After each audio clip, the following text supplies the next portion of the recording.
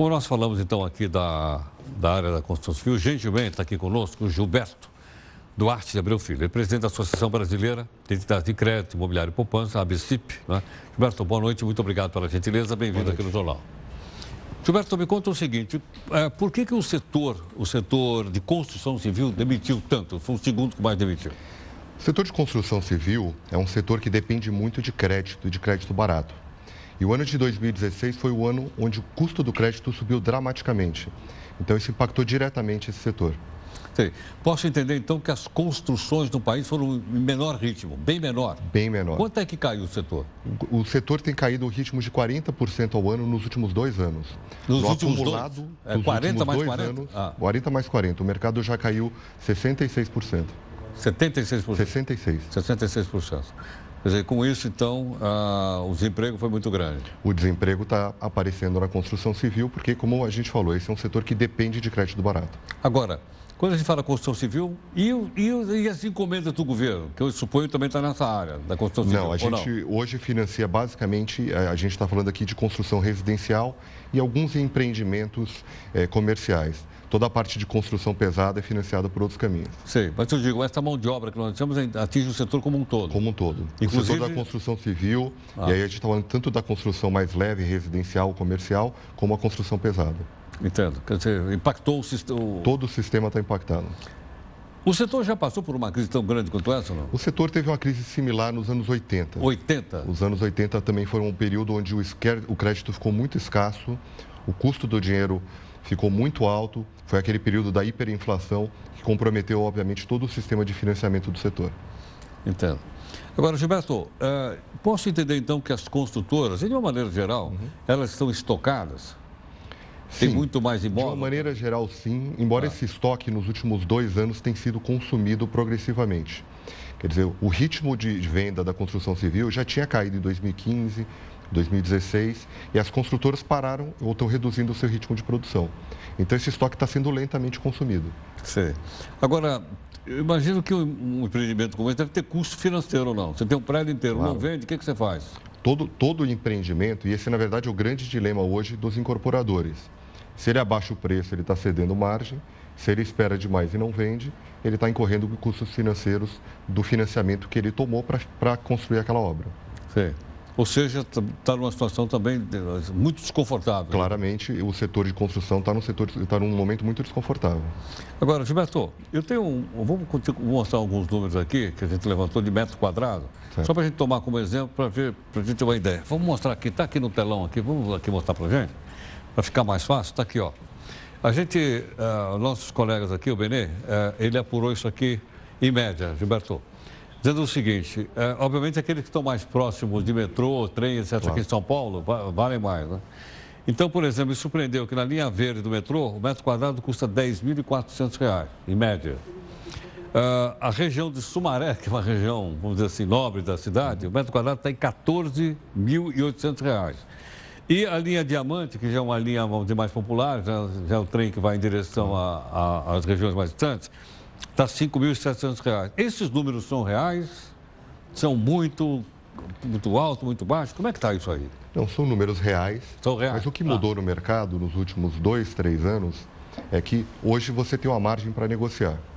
Como está muito difícil de vender imóvel, a demanda está menor, quer dizer, não só porque o custo financeiro está maior, mas também porque as pessoas estão mais cautelosas. Comprar um imóvel é uma decisão de longuíssimo prazo. Sem dúvida. De 30 anos. Se você está empregado para pagar as prestações. Você precisa estar empregado e ter um certo otimismo. Você tem que estar confiante de que não só você está empregado, mas estará empregado no médio e longo prazo para você assumir aquele compromisso. Então, hoje, como a demanda é menor, existe muito mais espaço para negociar.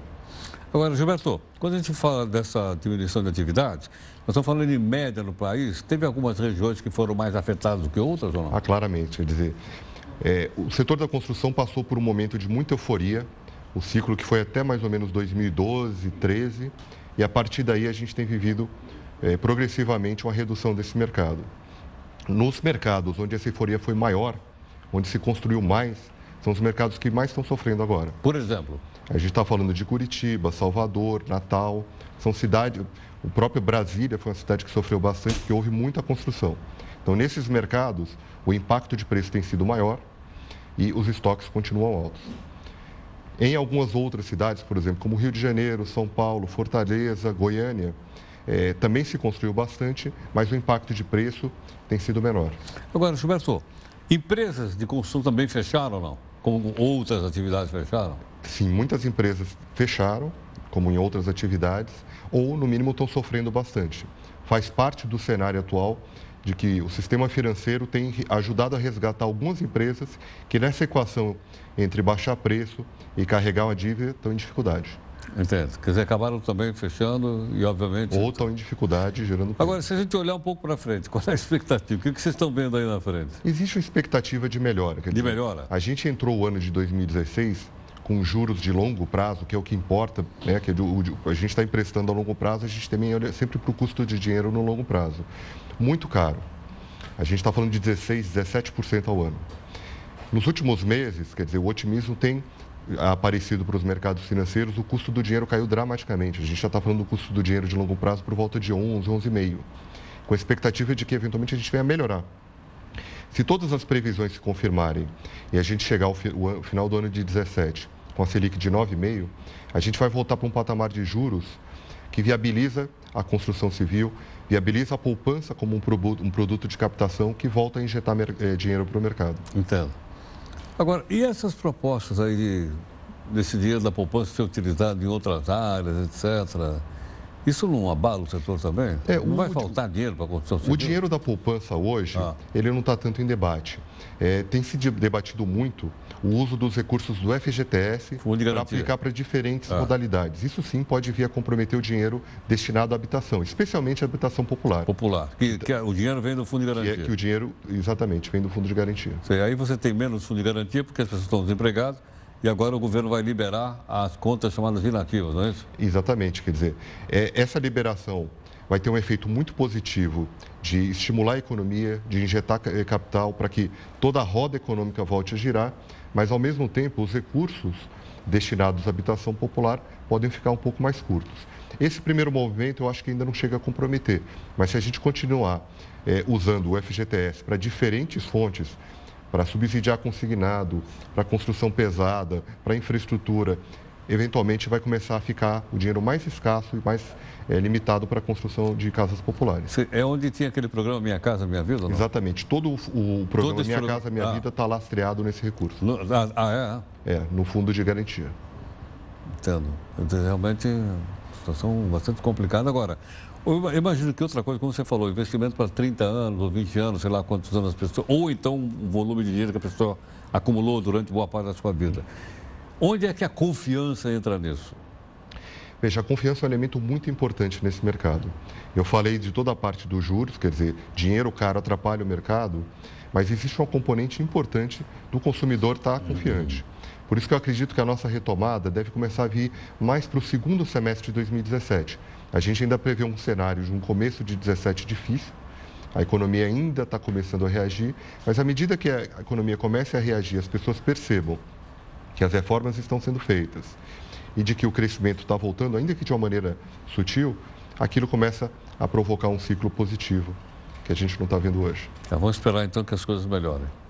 E olha, só um detalhe que eu queria lembrar a você é o seguinte, em relação à conta inativa.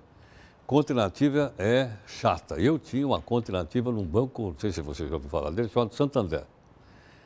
Aí eu fui lá no Santander e falei assim, olha, eu queria fechar a conta, porque eu não quero ficar com conta inativa. Tá?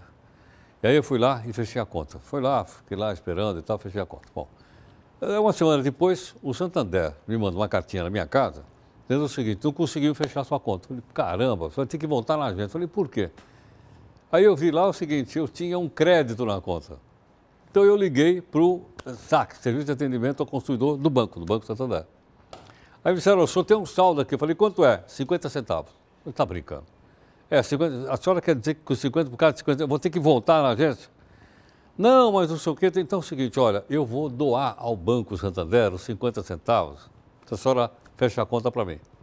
Não, porque me atendeu muito bem o pessoal do SAC, mas eu acho, e estou desconfiado, que isso é uma tática do banco para me fazer voltar lá. Porque o cara fechou a conta e deixou de propósito 50 centavos. Aí eu vou lá, o gerente tenta me botar de novo como correntista. Mas quando eu liguei no SAC, etc., me deram o número, aquele monte de número, tal coisa, eles agora felizmente fecharam a minha conta. Nada contra o Santander, mas pela madrugada, né? Eu acho que uma atitude como essa não é uma atitude de compliance. Lembra de compliance de banco, né? De compliance não é uma maneira de tratar de uma maneira ética, não só minha, qualquer cidadão. Voltamos já já.